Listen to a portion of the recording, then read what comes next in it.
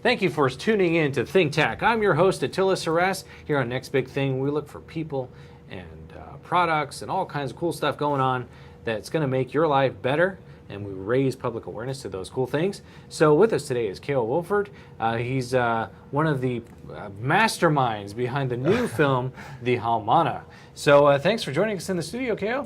Thank you for having me. So you were on the show maybe about a year ago. Gosh, it's been that long? It's been a while, yeah. I know. We've been on the air a while. The Yeah, place still that's looks great. good though, right? It does. It looks great. You look great. Like, yeah, awesome. Oh, thank you. I'm not as vegetarian as you are, but I'm getting there. Oh, that's good. There's You're degrees still of on your way. vegetarianism, right? You can eat Yes. No, if you can't, like, that's the thing that people, I know I've been to places where I say I'm vegetarian and they say, oh, but we have fish. And I'm like, oh, yeah, that's not vegetarian. There's So a word for that, though. What is that? Vegetarians that's eat a fish? pescatarian. Pescatarian. Yes. But It's so not a that very be- positive word, though. Really, pescatarian? Well, I'm actually a lacto-ovo vegetarian, which means I have I eat dairy products and eggs, and I think just in this point in my life, I'm not ready to give up ice cream, so Oh. I gotta draw the line somewhere. And chocolate's got dairy in it too, right? Yes, yeah, exactly. Well, they can make vegan chocolate, and there's a lot of vegan stuff, but and which I really enjoy. But just I gotta. You're not do harming that an as well. animal by eating eggs and milk. You're fine. Right, exactly. It's no big deal. What's the big deal? What's the big deal? And so that inspired you to make this film, right? No, Exactly. Well, it was actually the opposite.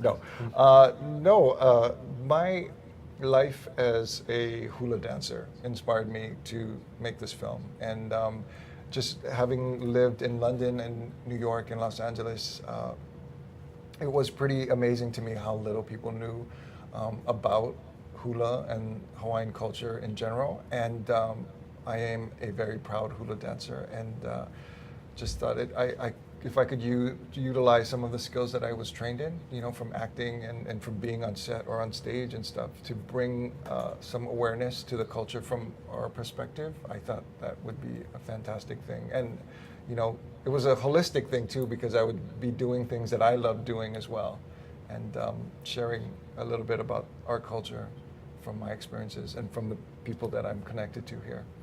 And so this was a long time in the making, though. How long did it take you to make it? Yes, from conception to like the last day of post-production, it was about 5 years. Wow. But it was, again, because I had never done anything like that, the script took about 3 years. And I wasn't working on it every day, but that was a huge learning curve for me. So getting the script to the point where it was ready to, or I thought it was ready to shoot. Well, so what is the film about, anyway? Is The it? film, it follows a struggling Waikiki lounge singer who is appointed to lead a boys' hula group to a traditional hula event. And in doing so, he reconnects with the culture that he previously abandoned. And this character, is he related to you in any way? Well, it's funny because I wrote this, it's loosely adapted from my one-man show called Island, which toured for about 3 years. It opened off Broadway. It had runs in Los Angeles and a bunch of places. And it is about how I find my identity through traditional hula, but having grown up in modern Hawaii, and how the different aspects of our culture now are just modern day living affect trying to keep a tradition alive. And which is kind of appropriate that we're talking today, because Merrie Monarch is next week, and so like hula in its rawest form is it's really in the air right now. So. Well, and do you participate in Merrie Monarch? Yes, we were. I danced for Robert Cazimero, Halau Nakamale Olililehua, and I've been a member of that halau since 1999. We were at Merrie Monarch last year, part of the Ho'ike, which was the 50th year. So they invited a bunch of the groups that had been previous winners to do exhibitions, which just, oh my gosh, it was just magnificent. Such an amazing feeling to be on that stage. There's something about being on that stage. Back in 2005, when we won all the awards, I was part of that as well. And yeah, so yes, yeah, Merrie Monarch is just super duper exciting. I just love it. And Yeah. so, what are you going to be doing this year? I'm going to be spectating, and Yeah. Wow, that's different. Yeah, yeah, it's good. Like our halal only goes back every 10 years, so our kumu is like very adamant about just taking it easy, not taking it easy, but not just going every year. Because you just win every year. No, no. It's just a lot of work. It's a lot of work. It's a lot of commitment, and so I'm grateful for that because it's a big commitment. Yeah. And so that whole troupe, are they Yes. in the film also? Are they featured? Oh, you mean in the Haumana? Yeah. Oh, there is actually one of my hula brothers is one of the leads dancers, and then one of my hula brother, Lanakila Kasupang, who has a halal with Vito Baker, one of their students is in the film, one of the leads as well. And he's actually going to be competing this year. And there's another one of the leads, Tawari'i Nahalea Marama, who plays Yosh in the film. He dances for Kaleo Trinidad, and they're competing as well. So it's kind of exciting this year. But yeah, only one of. Well, so I also at the end there's the festival where I make a cameo appearance as a solo dancer. Some of my hula brothers and hula family do their thing as the Royal Dance Company too. Oh, awesome! So you're still going to get my hula on. Get your hula on. Yeah. No, yeah. I'm sorry. What were we gonna say? Yeah, I mean you'll still get a chance to perform, which is great. Yeah. In the film. Oh, in the film. Yeah, in the film. But next year we'll go. Yeah, to Merrie Monarch. Now I'm hearing about the film all the time on the radio. Oh and, yeah, so blessed. which is awesome. Yeah. Since it was, I think when we talked last, it was almost released. Probably, yeah. And so now, what's been the reception like? Oh my gosh, it's just been like the most amazing experience. It premiered last May in Los Angeles at the Directors Guild of America, and it was a part of the LA Asian Pacific Film Festival, and it won the Audience Award there. And it still wasn't quite done yet. I know, I was crazy. I actually went back into post-production and fixed some stuff to get it ready for the big Hawaii premiere, which happened at HIF last year, last October, and sold out the Hawaii Theater, which was 1,400 seats. And at the time, I was only the second film to ever do that, and which the first was Crouching Tiger, Hidden Dragon. And I was nervous. Of course I'm accountable to my kumu, but his stamp of approval was validation enough that we were in the right direction. But to bring it home where there's so many. I mean, this is it, yeah. right? So I was very nervous, but afterwards the response, it was overwhelming. It was humbling to hear firsthand, and also second, third hand. I would see things that were written on Facebook from people that I didn't even know, that were in the audience, and the talk about it was so positive that it was just. It's just so incredibly humbling. And now that it's taking a tour across the United States, and then eventually it's going to Japan and Mexico, and then internationally. But right now it's going across the states, and the response is just incredible. And of course, it's speaking to a community. Like the diaspora of Hawaii people and hula people in Hawaiian communities across the country, but it's being received in such a positive way. Yeah, I'm very humbled and emotional about that. It sounds awesome. It's really incredible. I had no idea. Well, and so now you're kind of showing the world really what this community is like that you've grown up with. Yeah. And that's awesome. Yeah. And so now it's going across the country now. So Yes. where has it been, and what have you Wow. heard? My gosh, it's been to so many: Los Angeles, San Francisco, New York, Chicago, Seattle, places in Texas, places up the coasts. It's been to Virginia and Florida, and all over the place. And I gotta say, it's just been so well received. It's won audience awards at the different festivals. It's been nominated for awards in festivals, and then it's also part of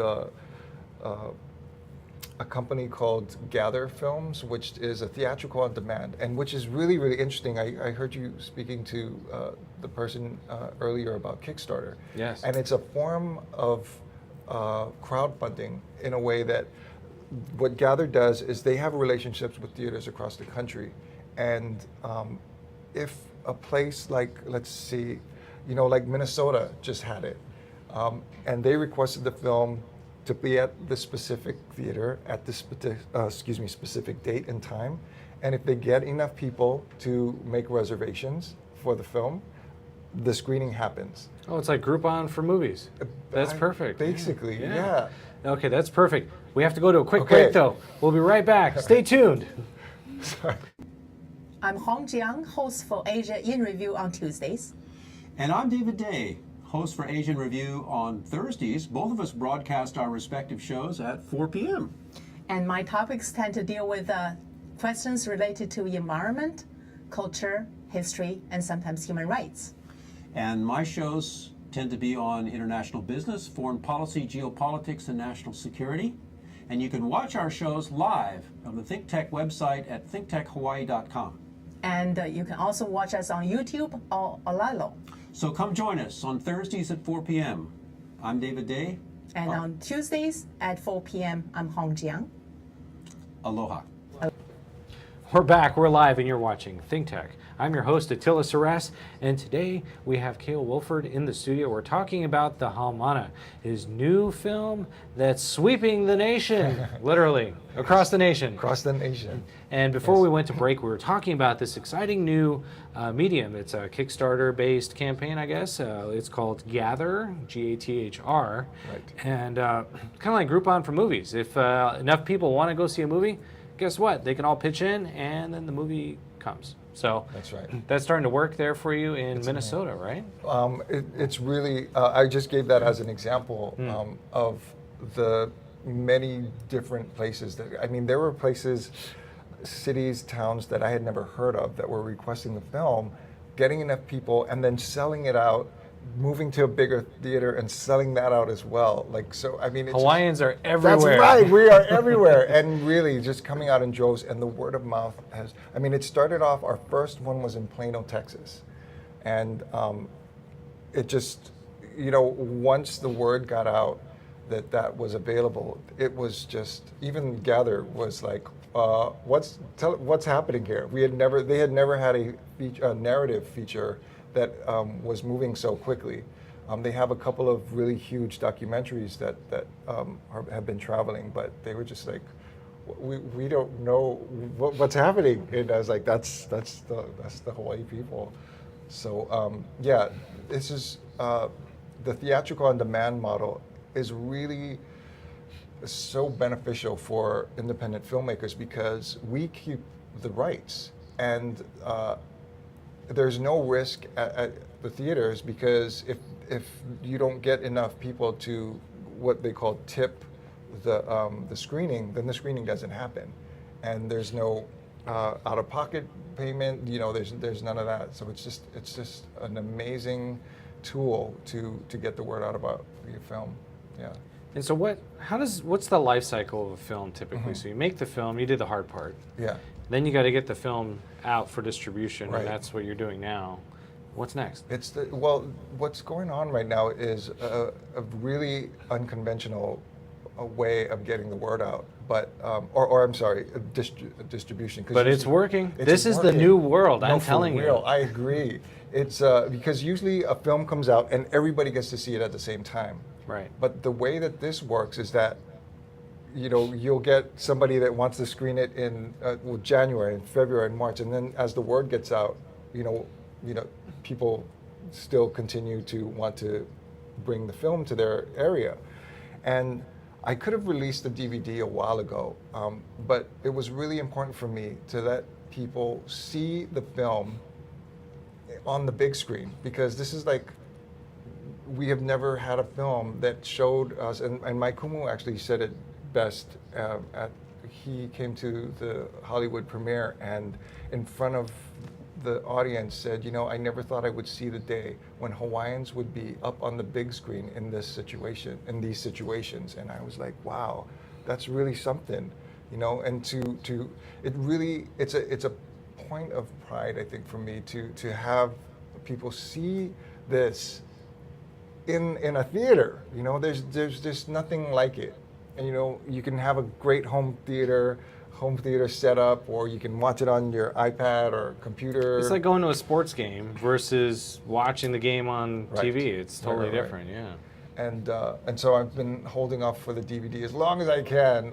But that's going to be happening in the middle of the year, as well as it's still going to go to internationally, and then we'll be on. We're actually on VOD in Hawaii, on Oceanic. It's on demand here. Mm-hmm. I mean, it had an awesome 9-week run at Pearl Ridge. It had a 2-week run in a theater in New York. So, I mean, it's been an amazing experience. And so the VOD is video on demand. Video on demand, and then it'll be streaming also a couple of months after the DVD comes out. So it'll be international, you know, Netflix, iTunes, Amazon, that kind of Really? stuff. Yeah. How do you get a movie into Netflix? Do they look to see if a movie's got some traction and then they accept you? Or Yeah, how does it you know, work? Netflix is getting really strict now, and so we're working with a distribution company that's working on those platforms. Strict as in what? They don't take just anyone? And now, I mean, for a while they were just like everything, but now, I mean, they have so many films that they've got to screen it now, because there's so many people that are wanting to get their films on there too. Oh, Yeah. I see. And it makes sense. I mean, Netflix is a legitimate. Yes. They are a legitimate force. And you know what's Yeah. funny about Netflix is they went to. I saw a documentary about this. Netflix went to Blockbuster headquarters, like in 2000, and they said, "Look, we got this great idea. Everyone's got a high-speed internet, or if they don't, they will. Yeah. Why don't we give them movies?" And they laughed at them and kicked them out. Wow. The last Blockbuster in Hawaii just closed down the street from me. Yeah. That's it. Exactly. It's Yep. done. Yeah. So you were on the right track by being there. So that's awesome. Yeah. So you'll be on Netflix, the Haumana. Yes. We'll be able to watch it. All right. Great. Yes, Or yes. video on demand. And or the DVD, or. how about any theaters thinking of showing it here still, or? We just had a screening at the Doris Duke, a special screening, but you know, it had been running for a while. But you know, with the theatrical on demand, you can still request it, and you know, if you get enough people to commit, it will screen wherever. Like, you want to bring it to Ward or. Oh, wherever. I see. We can use the Gather or Yes. the Gather system. Yeah, that's the best way to do it.